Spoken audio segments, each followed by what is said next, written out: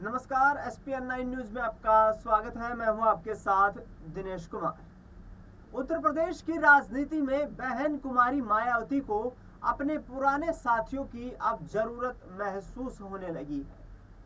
पुराने साथी वो जो कुछ लोग कांग्रेस पार्टी में चले गए हैं, कुछ भारतीय जनता पार्टी में चले गए हैं और कुछ लोग समाजवादी पार्टी का हिस्सा बन चुके हैं। बहन कुमारी मायावती जब उत्तर प्रदेश से पार्टी का सुपड़ा साफ हो चुका है तो उन पुराने सहयोगियों को तलाशने में जुट गई है, जिनकी बदौलत उन्होंने 4 बार उत्तर प्रदेश के मुख्यमंत्री की कुर्सी तक का रास्ता तय किया।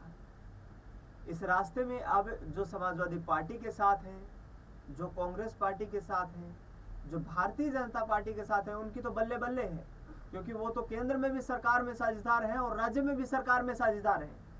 लेकिन जो लोग समाजवादी पार्टी और कांग्रेस पार्टी में शामिल हैं, उनको भी ये उम्मीद दिखाई दे रही है कि बसपा के हाथी पर सवार होने से बेहतर है कांग्रेस का हाथ थाम लिया जाए और अखिलेश यादव की साइकिल पर सवार हो लिया जाए। लेकिन दिलचस्प ये है कि आखिरकार मायावती को यहाँ पर सहयोग मिलने के लिए भी कई नेता, सहयोग देने के लिए भी कई नेता कतार में दिखाई दे रहे हैं, जिसमें स्वामी प्रसाद मौर्य, बाबू सिंह कुशवाहा जैसे लोगों का नाम शामिल है।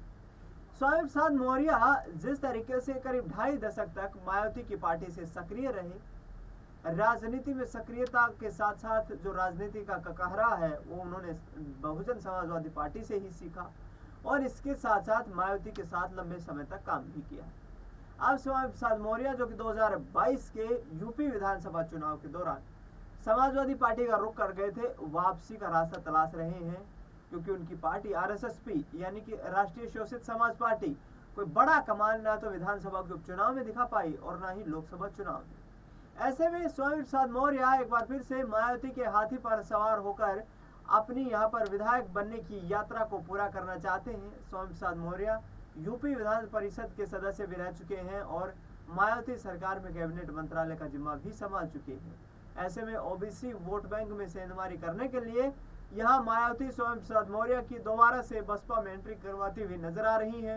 देखना ये होगा कि आखिरकार मायावती को इन अंतिम चरणों में जिस तरीके से यहाँ पर पुराने सहयोगियों से जो उम्मीद दिखाई दे रही है, वे पुराने सहयोगी मायावती का कितना साथ, समर्थन, सहयोग कर पाएंगे और किस आधार पर मायावती आगे आने वाले वक्त में उत्तर प्रदेश की राजनीति में फिर से पलटवार करने में कामयाब होंगी।